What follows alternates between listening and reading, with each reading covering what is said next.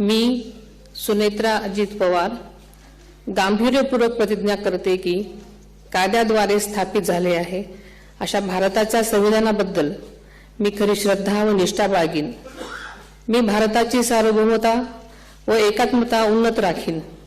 मी महाराष्ट्र राज्याची उपमुख्यमंत्री म्हणून माझी कामे निष्ठापूर्वक व ससद्विवेक बुद्धीने पार पाडेन आणि संविधान व कायदा यानुसार सर्व तऱ्हेच्या लोकांना मी गांभीर्यपणे व निपक्षपातीपणे तसेच कोणाच्याही विषयी ममत्वभाव किंवा आकस न बाळगता न्याय वागणूक देईन।